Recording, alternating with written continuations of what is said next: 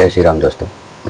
हमने अभी तक आपके कर कमलों में ये जो ज्ञान गंगा है इसका 6 वीडियो हमने आपके कर कमलों में डाल चुके हैं कि इसमें रामपाल ने क्या पाखंड किया है। अब ये 7वीं वीडियो है, इसको देखिए। इसमें इसने कैसे पाखंड करके लोगों को गुमराह कर रहा है, अपने ऊपर अनाप शनाप भविष्यवाणियाँ फिट करके देखिए। ठीक है, तो यह वही है ज्ञान गंगा रामपाल की, जिसका मैं खुलासा कर रहा हूँ कि इसमें रामपाल ने कितना पाखंड किया है। यह 7वीं वीडियो है मेरी। अभी तक ले हमने ये बता चुके हैं कि मार्च 1997 फागुन मास की शुक्ल प्रथमा को 10 बजे जिंदा महात्मा के रूप में सतलोक से आकर संत रामपाल दास जी महाराज को सरना नाम दान करने का आदेश देकर अंतर्ध्यान हो गए। यह बात बिल्कुल झूठी निकली, क्योंकि इसने जो डेट बताया है ये डेट जो है कैलेंडर में नहीं है। हमने दिखाया था वो वीडियो में। आगे यह जो है अपने को महान सिद्ध करने के लिए भविष्यवाणी बोल रहा है। धरती पर अवतार एक किताब भी ये लिखा हुआ है। इसमें एक है जो देख रही है, भविष्यवाणी कर रही है। वह करे कि जब मैं ध्यान लगाती हूँ तो अक्सर एक संत को देखती हूँ, गौर वर्ण का है, सफ़ेद बाल है, उसके मुख पर न दाढ़ी है न मूछ है। दोस्तों, इसकी जब पुरानी आप वीडियो देखेंगे, इसकी मूछ है, छोटा छोटा मूछ रखा है, लेकिन जब इसने ये भविष्यवाणी पढ़ा तो मूछ ही छिलवा देता है और रखना छोड़ दिया। अभी मैं उसका फ़ोटो डाल दूंगा, आप देख लीजिएगा। तो इस पर फिट नहीं बैठती है, क्योंकि बिना दाढ़ी मूछ का कोई पुरुष हो ही नहीं सकता। आगे यह जो है एक जन्म साखी है, भाई बाले वाली जन्म साखी गुरु नानक देव जी का। तो उसमें यह प्रहलाद जो है कि एक काकभूसुंडी करके वो विषय है उसमें। तो उसमें यह जो है कि एक भविष्यवाणी सेट किया है अपने पर। यहाँ पे देखिए ये किया है इसमें। इसकी किताब से दिखा देता हूँ, फिर मैं इसका जो है कि वो वीडियो भी डाल दूंगा। कि तब भक्त प्रहलाद ने कहा, हे नानक देव, आपको इस कलयुग में बड़ा भक्त बनाया है। आपकी ही संगत से अनेकों प्राणियों का भला होगा और आपका अनंत प्रताप होगा। तब मर्दाने ने कहा, हे प्रहलाद जी, आप जी तो परम भक्त हैं तथा भगवान के ने आपके लिए ही अवतार धारण किया था। प्रहलाद जी ने भगवान ने प्रहलाद जी के लिए कौन सा अवतार धारण किया था? नरसिंह अवतार। प्रहलाद जी ने कहा, हे भाई मर्दाना, इस स्थान पर या तो कबीर पहुंचा है और या तो गुरु नानक आया है। यहाँ आना कोई सुगम कार्य नहीं है। एक और महापुरुष होगा जो पहुंच सकेगा। मर्दाने ने कहा, हे भगवर, वह पुरुष कौन और कब होगा? प्रहलाद ने उत्तर दिया कि जब गुरु नानक देव यहाँ आएंगे तो इनके 100 वर्ष पश्चात आएगा। अर्थात यहाँ केवल 3 आदमी ही आने हैं, एक तो भक्त कबीर और दूसरे श्री गुरु नानक देव जी। इनके पश्चात वह तीसरा आएगा। तब मर्दाने ने कहा, हे प्रहलाद जी, कबीर तो जुलाहा था और नानक देव क्षत्रिय है, परंतु यह तीसरा किस जाति का होगा? उत्तर में प्रहलाद ने कहा, हे मर्दाना, पंजाब की धरती और वर्ण उसका जाट होगा तथा नगर बटाला होगा। उस समय मर्दाना गुरु जी के चरणों में। ठीक है, तो यहाँ पे क्या लिखा है? बटाला। और कब आएगा? 100 वर्ष पश्चात आएगा, 100 वर्ष पश्चात।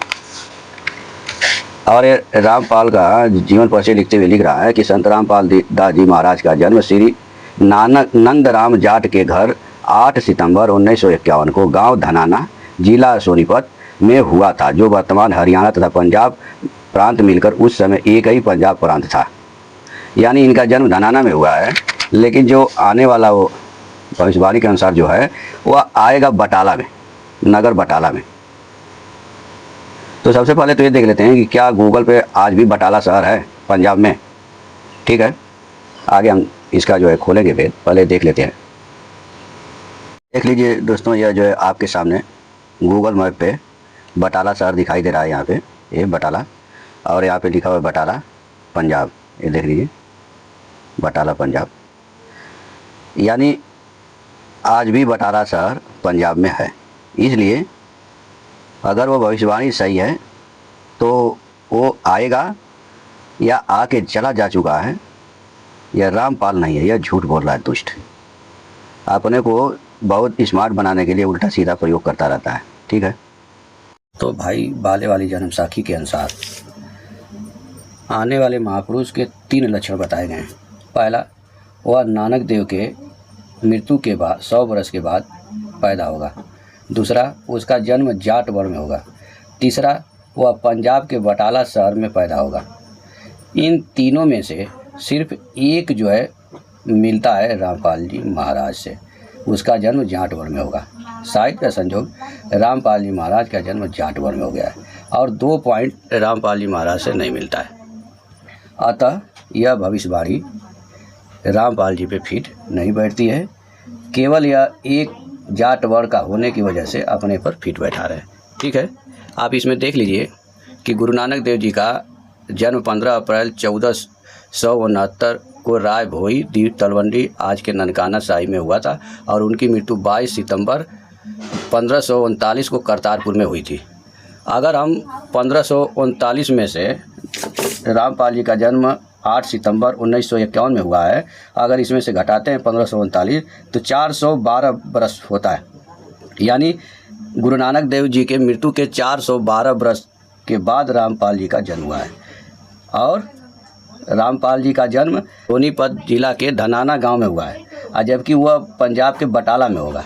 इसलिए यह भविष्यवाणी रामपाल जी महाराज पे नहीं बैठती है। ठीक है, यही वो ज्ञान गंगा है दोस्तों। यहाँ पे एक और भविष्यवाणी लिखा हुआ है। परमेश्वर कबीर जी ने भी कहा था कि जिस समय कलयुग 5500 वर्ष बीत चुका होगा, मैं गरीबदास वाले 12वें पंथ में आके स्वयं आऊँगा। ये भी भविष्यवाणी अपने ऊपर यह फिट करता है। यह भविष्यवाणी 2 जगह लिखा हुआ है। कबीर सागर, यह कबीर सागर है, बहुत पुराना है, इसके ऊपर मैंने कवर चढ़ाया हुआ है। इसको किसी तरह से ये जो है कि रखा हुआ हूँ साट उठ करके। एक कबीर सागर है, संपूर्ण 11 भाग, खेमराज सिरगिर द्वारा प्रकाशित, मुंबई से है। इसका जो है एक दो जगह भविष्यवाणी ये लिखा हुआ है। एक जगह लिखा हुआ है स्वसम वेद बोध में, पृष्ठ संख्या 171 पे, कि 500 और 500 जब कलयुग बीत जाए, महापुरुष फरमान तब जग तारन को आए। एक जगह एक कबीर बाणी में लिखा हुआ है, एक कबीर बाणी है 136 137 पे लिखा हुआ है यहाँ पे कि 5505 तब ये शब्द हो गया पाँचा, तब ये शब्द हो गया साचा। सहस वश ग्रहण निर्धारा, अगम सत्य कबीर पुकारा। 13 वंश चले राजधानी, वंश चूड़ामणि प्रगटे ज्ञानी। तिनकी देह छाया नहीं होई, सर्व पृथ्वी परमानिक सोई। दोस्तों, इसमें बताया जा रहा है कि जब कलयुग 5500 वर्ष बीत जाएगा, तब जो है एक महापुरुष आएगा और उसे धर्मदास जी से कह रहे हैं कि 13 वंश चले राजधानी, वंश चूड़ामणि प्रगटे ज्ञानी। वह ज्ञानी महापुरुष चूड़ामणि के वंश में प्रकट होगा और 3 की देह छाया नहीं होगी। उनका प्रमाण क्या होगा कि उनके देह की छाया नहीं होगी, सर्व पृथ्वी परमानिक सोई। यही उनका प्रमाण होगा कि वह महापुरुष चूड़ामणि के वंश में प्रकट होगा और उसकी देह की छाया नहीं होगी। ये रामपाल जो है अपने को गरीबदास जी के वंश में पैदा हुआ बताता है और इसकी देह की छाया भी है। इसलिए भविष्यवाणी इस पर फिट नहीं बैठती है। यह धूर्त केवल अपने ऊपर फिट करके लोगों को गुमराह करता है। ठीक है, इस वीडियो में ध्यान से देखिए। इस धूर्त रामपाल की देह की छाया है। 5505 में आने वाला संत नहीं है और यह चूड़ामणि के वंश में पैदा भी नहीं हुआ है। अपना संबंध गरीबदास जी के पंथ से बताता है। इसलिए इस भविष्यवाणी के अनुसार आने वाला महापुरुष नहीं है, केवल मूर्ख बना रहा है।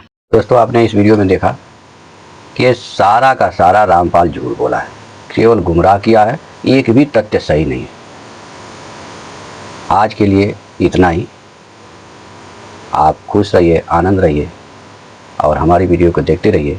आगे हम और इसी तरह से वीडियो लाते रहेंगे। तब तक के लिए जय श्री राम।